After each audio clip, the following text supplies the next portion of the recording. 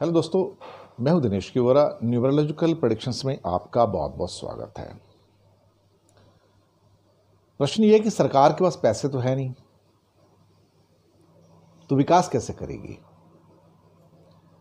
चाहे वो रेलवे में हो, सड़कों में हो, पुलों में हो, फैक्ट्रियों में हो, हाईवेज में हो, एक्सप्रेस हाईवेज में हो, या मेट्रो सिस्टम्स हैं उनमें हो।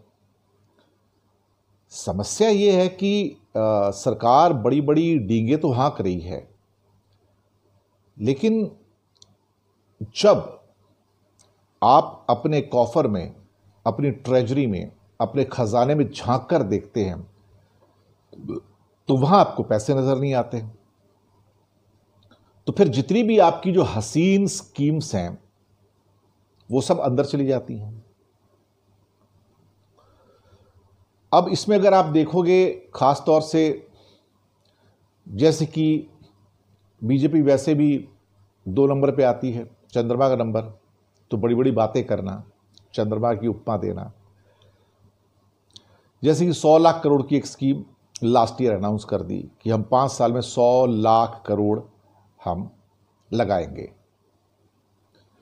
तो ये समझ लो करीब 20 लाख करोड़ हर साल चाहिए, अगर हम मोटा मोटा आप डिवाइड करोगे। हालांकि उसमें थोड़ा सा वेरिएशन भी है, आगे पीछे करके, थोड़ा कम थोड़ा ज़्यादा, पर मोटा मोटा लगा के चलते हैं आम आदमी की समझ के लिए। 20 लाख करोड़। अब 20 लाख करोड़ के लिए आपको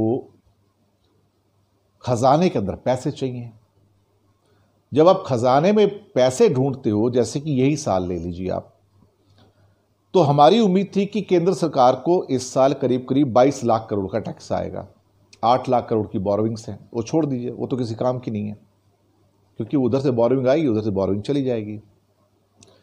22 लाख करोड़ आने थे टोटल। अब उसमें तो सारे खर्चे हैं, तनख्वाहों के भी खर्चे हैं, डिफेंस के भी हैं, विदेश के भी हैं, पूरे सरकार चलानी है। और उसमें जो कैपिटल एक्सपेंडिचर है, कैपिटल एक्सपेंडिचर ही वो एक्सपेंडिचर होता है जिससे विकास होता है, वो करीब 3-3.25 लाख करोड़ का था। अब पता लगा है कि 22 लाख करोड़ की जगह जो जमा होगा वो सिर्फ 14 लाख करोड़ ही जमा हो पाएगा, इससे ज़्यादा शायद क्रॉस ना कर पाए। सी रंगाराजन साहब जो एक्स गवर्नर रहे हैं आरबीआई के, बहुत होशियार व्यक्ति हैं, उड़ते जो चिड़िया की पर गिन लेते हैं। उनका भी कहना है कि शायद 14 लाख करोड़ से ज़्यादा ना आ पाए। जब टैक्स कलेक्शन 14 लाख करोड़ होगा तो आपका जो 3-3.25 लाख करोड़ का जो बजट है कैपिटल एक्सपेंडिचर का, वो घट के और नीचे आ जाएगा, 1.5-2 पे आ जाएगा। अब कहां तो 20 लाख करोड़ का टारगेट है और कहां आपके पास 2 लाख करोड़ है।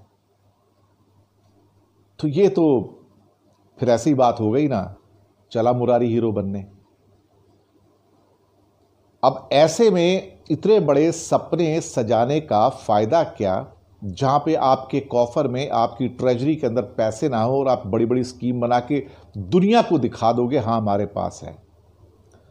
और जो राज्यों का हिस्सा था वो जा नहीं रहा, तो राज्य खर्चा नहीं कर रहे, तो जो राज्यों को खर्चा करना था कैपिटल एक्सपेंडिचर में, विकास में, वो भी नहीं कर रहे हैं। आज मैं मुंबई शहर में देखता हूं तो जितने भी मेट्रो सिस्टम जो चल रहे थे, रेलवे के या रोड के जो सिस्टम थे, सारे रुके पड़े हैं। पिछले 6 महीने से रत्ती भर काम नहीं हुआ उसके ऊपर। मेट्रो का तो पूरा काम रुका पड़ा है, कहीं कोई इक्का दुक्का छोटा मोटा चल रहा हो तो चल रहा हो, कहीं पे कोई काम नहीं है उसका। तो ऐसे में फिर वो क्या कहते हैं, चला मुरारी हीरो बनने या मुंगेरी लाल के हसीन सपने, ये सरकार के वही हाल हैं।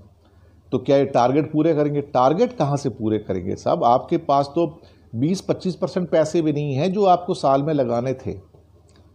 तो इस हिसाब से तो आप 100 लाख करोड़ तो अगले 20 साल तक जमा नहीं कर पाएंगे। 20 साल तक। ये हकीकत है इस सरकार की, क्योंकि सरकार डींगे बहुत हाँकती है लेकिन खजाने में पैसे नहीं है। ये बहुत बड़ी समस्या है। तो बीजेपी को झूठ बोलने की आदत है।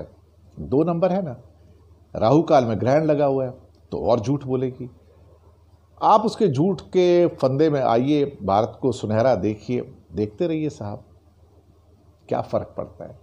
धन्यवाद, आपका फीडबैक दीजिएगा।